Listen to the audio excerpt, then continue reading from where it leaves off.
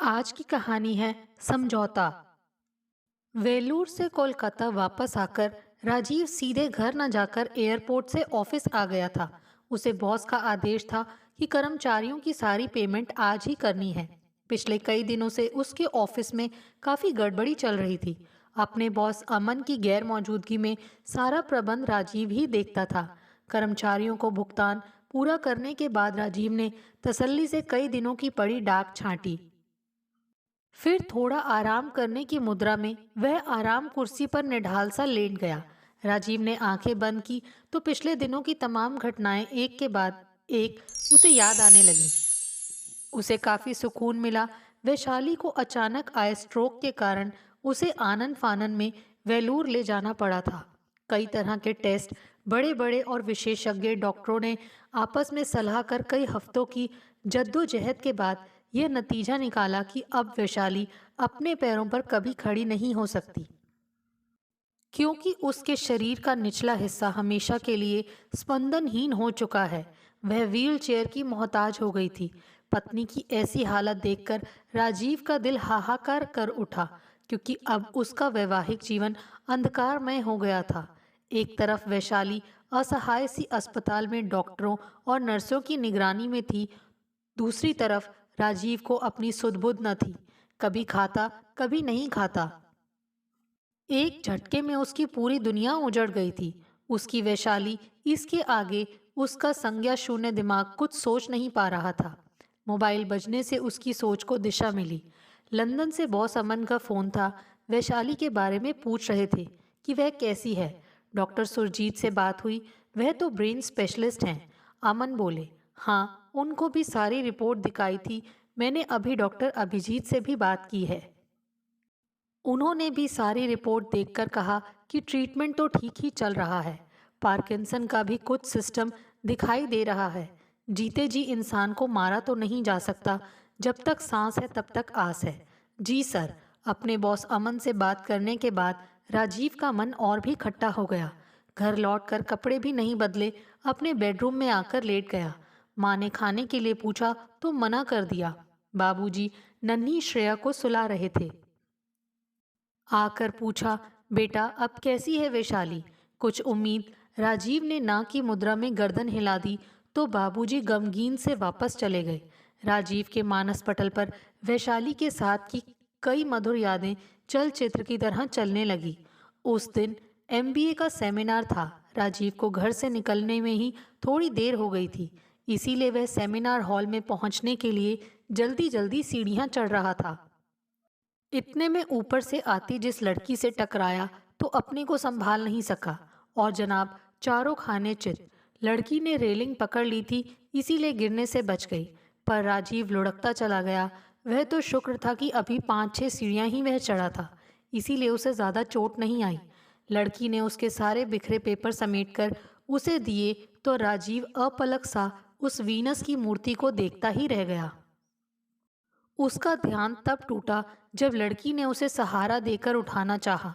औपचारिकता में धन्यवाद देकर राजीव सेमिनार हॉल की ओर चल दिया। सेमिनार के दौरान दोनों नायक नायिका बन गए। सेमिनार के बाद राजीव उस लड़की से मिला तो पता चला कि जिस मूर्ति से वह टकराया था उसका नाम वैशाली है। राजीव का फाइनल ईयर था तो वैशाली भी 2-4 महीने ही उससे पीछे थी। एक ही पढ़ाई, एक जैसी सोच, रोज रोज का मिलना। एक साथ बैठकर चाय नाश्ता करते।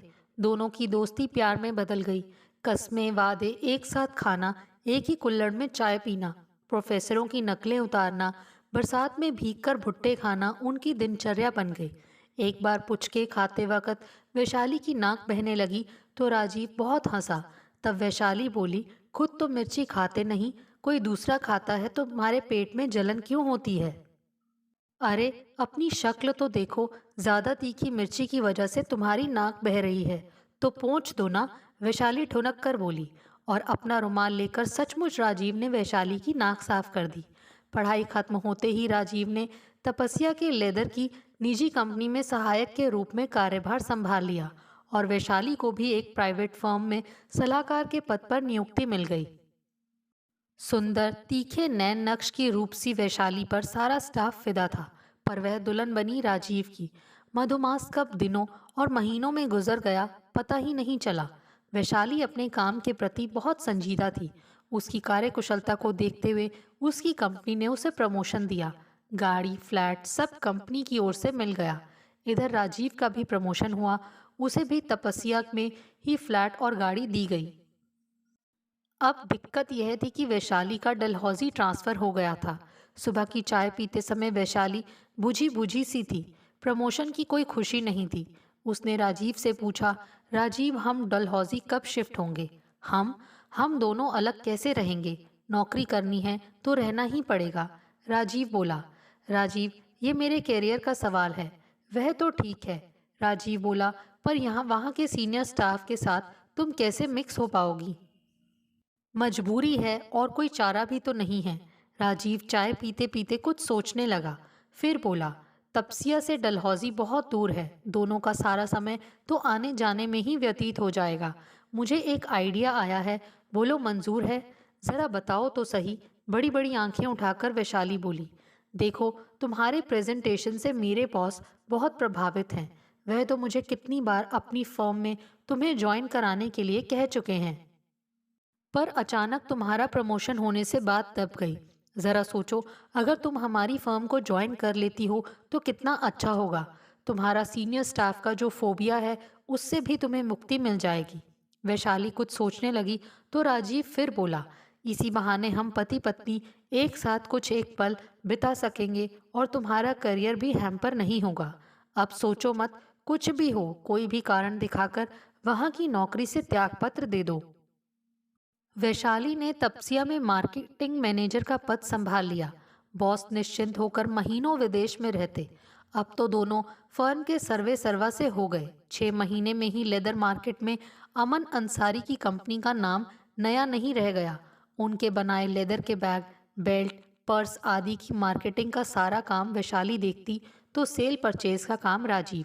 देखते देखते अब कंपनी काफ़ी मुनाफे में चल रही थी और सब कुछ अच्छा चल रहा था। दोनों की जिंदगी में कोई तमन्ना बाकी नहीं रह गई थी। 2 साल यूं ही बीत गए। सुख के बाद दुख तो आता ही है। विशाली को मार्केटिंग मैनेजर होने की वजह से कभी मुंबई, दिल्ली, जयपुर तो कभी विदेश का भी टूर लगाना पड़ता था। 2-3 बार तो राजीव व वैशाली यूरोप के टूर पर साथ साथ गए, फिर ज़रूरत के हिसाब से जाने लगे। इसी बीच कंपनी के मालिक अमन अंसारी लंदन का सारा काम कोलकाता शिफ्ट करके तपसिया के गेस्ट हाउस में ही रहने लगे। पता नहीं कब कैसे वैशाली राजीव से कटी कटी सी रहने लगी। कई बार वैशाली को बॉस के साथ काम की वजह से बाहर जाना पड़ता। राजीव छोटी सोच का नहीं था, पर धीरे धीरे दबे पांव बॉस के साथ बढ़ती नज़दीकियां और अपने प्रति बढ़ती दूरियां देख हकीकत को वह नज़रअंदाज भी नहीं कर सकता था। उस दिन शाम को वैशाली को बैग तैयार करते देख राजीव ने पूछा, कहाँ जा रही हो? प्रेजेंटेशन के लिए दिल्ली जाना है। लेकिन 2-3 दिन से तुम्हारी तबीयत ठीक नहीं है। तुम्हें तो छुट्टी लेकर डॉक्टर स्नेहा को दिखाने की बात को बीच में ही काटकर वैशाली उखड़कर बोली, तबीयत का क्या, मामूली हरारत है। काम ज़्यादा ज़रूरी है। रुपए से ज़्यादा हमारी फर्म की प्रतिष्ठा की बात है। वर्षों से मिलता आया टेंडर अगर हमारी प्रतिद्वंदी फर्म को मिल गया तो हमारी वर्षों की मेहनत पर पानी फिर जाएगा। मैं नहीं चाहती कि मेरी ज़रा सी लापरवाही से अमन जी को तकलीफ पहुंचे। दिल्ली से आने के बाद वैशाली काफ़ी चुप चुप रहती। उसके व्यवहार में आए इस बदलाव को राजीव ने बहुत करीब से महसूस किया। इसी बीच वैशाली की वर्षों की माँ बनने की साध भी पूरी हुई। बड़ी प्यारी सी बच्ची को उसने जन्म दिया। श्रेया अभी 2 महीने की भी हुई तो उसे सास के सहारे छोड़ वैशाली ने फिर से ऑफिस ज्वाइन किया। वैशाली, अभी श्रेया छोटी है, उसे तुम्हारी ज़रूरत है। राजीव के ये कहने पर वैशाली तपाक से बोली, ऑफिस को भी तो मेरी ज़रूरत है। देर से आना, सुबह जल्दी निकल जाना, काम के बोझ से वैशाली के स्वभाव में काफ़ी चिड़चिड़ापन आ गया था, लेकिन उसकी सुंदरता बरकरार थी। एक दिन आधी रात को यह गलत है, यह गलत है कहकर वैशाली चीख उठी। वह पूरी पसीने में नहाई हुई थी, मुंह से अजीब सी आवाज़ें निकाल रही थी, जोर जोर से छाती को पकड़कर हाँफ रही थी। राजीव घबरा गया। क्या हुआ वैशाली, ऐसे क्यों कह रही हो? क्या गलत है, बताओ मुझे। वैशाली उसकी बाहों में बेहोश पड़ी थी। उसकी समझ में नहीं आया कि क्या हुआ। उसे फौरन अस्पताल में भर्ती किया गया। डॉक्टरों ने बताया कि इनका ब्रेन का सेरेब्रल अटैक था, जिसे दूसरी शब्दों में ब्रेन हैमरेज का स्ट्रोक भी कह सकते हैं। कई दिनों तक वह आईसीयू में भर्ती रही। अमन ने पानी की तरह रुपए खर्च किए, डॉक्टरों की लाइन लगा दी। वैशाली के शरीर का दायां हिस्सा, जो अटैक से बेकार हो गया था, धीरे धीरे विशेषज्ञ डॉक्टरों व फिजियोथेरेपिस्ट की देखरेख में ठीक होने लगा था। अरे, आज तो तुमने श्रेया को भी गोद में उठा लिया, राजीव बोला तो हाँ कहकर वैशाली नजरें चुराने लगी। यानी कोई फांस थी जिसे वह निकाल नहीं पा रही थी।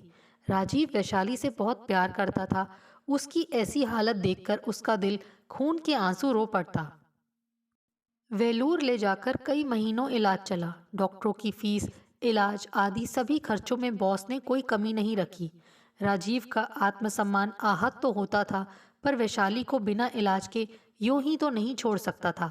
कितनी बार सोचा कि अब यह नौकरी छोड़कर दूसरी नौकरी कर लूंगा, लेकिन लेदर उद्योग में अमन अंसारी का इतना दबदबा था कि उनके मुलाजिम को उनकी मर्जी के खिलाफ कोई अपनी फर्म में रखकर उनसे दुश्मनी मोल नहीं लेना चाहता था। इसलिए भी राजीव के हाथ बंधे थे। आंखों से सब कुछ देखते हुए भी वह खामोश था। श्रेया अपनी दादी के पास ज्यादा रहती थी, इसीलिए वह उन्हें ही माँ कहती। दवा और परहेज से विशाली अब सामान्य जीवन जीने लगी। उसके ठीक होने पर बॉस ने पार्टी दी। इसे ना चाहते हुए भी राजीव ने बॉस का एक और एहसान मान लिया। अपने कुलीग के तीखे व्यंग सुनकर उसके बदन पर सैकड़ों चींटियां सी रेंग गई थी। उस पार्टी में वैशाली ने गुलाबी शिफॉन की साड़ी पहनी थी, जिस पर सिल्वर कलर के बेल बूटे जड़े थे। उस पर गले में हीरों का जगमगाता नेकलेस उसके रूप में और भी चार चांद लगा रहा था। सब मंत्रमुग्ध आंखों से वैशाली के रूप राशि और यौवन से भरे शरीर को देख रहे थे, और दबे दबे स्वर में खिल्ली भी उड़ा रहे थे कि क्या नसीब वाला है मैनेजर बाबू, इनके तो दोनों हाथों में लड्डू हैं। शर्म से गड़ा राजीव अमन अंसारी के बगल में खड़ी अपनी पत्नी को अपलक देख रहा था। अब तुम घर पर रहो, तुम्हें काम करने की कोई जरूरत नहीं है। श्रेया को संभालो। माँ बाबा अब उसे नहीं संभाल सकते, अब वह बहुत चंचल हो गई है। वैशाली बिना नानुकर किए राजीव की बात मान गई तो सोचा बॉस से बात करूंगा। एक दिन अमन जी ने पूछ लिया, अरे राजीव, मेरी मार्केटिंग मैनेजर को कब तक तुम घर में बैठाकर रखोगे? सर, मैं नहीं चाहता कि अब वैशाली नौकरी करे। उसका घर पर रहकर श्रेया को संभालना बहुत ज़रूरी हो गया है। यहाँ मैं सब संभालूंगा। अरे, ऐसे कैसे हो सकता है? अमन थोड़े घबरा गए, फिर संभल कर बोले, राजीव, मैंने तो तुम्हारे लिए मुंबई वाला प्रोजेक्ट तैयार किया है। इस बार सोचा कि तुम्हें भेजूंगा, पर सर, वैशाली व श्रेया को ऐसी हालत में मेरी ज़्यादा ज़रूरत है। वह धीरे से बोला, नहीं सर, मैं नहीं जा सकूंगा। देख लो, मैं तुम्हारे घर की परिस्थितियों से अवगत हूँ, सब समझता हूँ और मुझे बहुत दुख है। मुझसे जो भी होगा मैं तुम्हारे परिवार के लिए करूँगा। यार, मैं ही चला जाता, पर मेरे माता पिता हज करने जा रहे हैं, इसीलिए मेरा उनके पास होना बहुत ज़रूरी है। अब नौकरी का सवाल था, मना नहीं कर सकता था। 2 दिन बाद बाबा का फ़ोन आया कि वैशाली ऑफिस जाने लगी है। देर रात भी लौटी। राजीव ने बात करनी चाही तो अपना मोबाइल नहीं उठाया। दोबारा किया तो स्विच ऑफ मिला। लौटकर राजीव ने पूछा, वैशाली, मैंने तुम्हें काम पर जाने के लिए मना किया था ना? मेरा घर बैठे मन नहीं लग रहा था, वैशाली का संक्षिप्त सा उत्तर था। राजीव की समझ में नहीं आ रहा था कि अमन अंसारी के चंगुल से कैसे वह वैशाली को छुड़ाए। आज वह मान रहा था कि अपनी पत्नी को अपनी फर्म में रखवाना उसकी बहुत बड़ी भूल थी, जिसका खामियाजा आज वह भुगत रहा है। उसे यह सोचकर बहुत अजीब लगता कि सॉल्ट लेक के अपने आलीशान बंगले को छोड़कर अमन जी जब तब गेस्ट हाउस में कैसे पड़े रहते हैं। सुना था कि उनकी बीवी उन्हें 2 महीने में ही तलाक देकर अपने किसी प्रेमी के साथ चली गई थी। कारण जो भी रहा हो, यह बात तो साफ थी कि अमन एक दिल फेंक तबीयत का आदमी है। वैशाली का जो व्यवहार था वह दिन पर दिन अजीब सा होता जा रहा था। कभी वह रोती तो कभी पागलों की तरह हंसती। उसकी ऐसी हालत देखकर राजीव उसे समझाता, वैशाली, तुम कुछ मत सोचो, तुम्हारे सारे गुनाह माफ हैं, पर प्लीज दिल पर बोझ मत लो। तब वह राजीव के सीने से लगकर सिसक पड़ती, जैसे लगता कि वह आत्मग्लानि की आग में जल रही हो।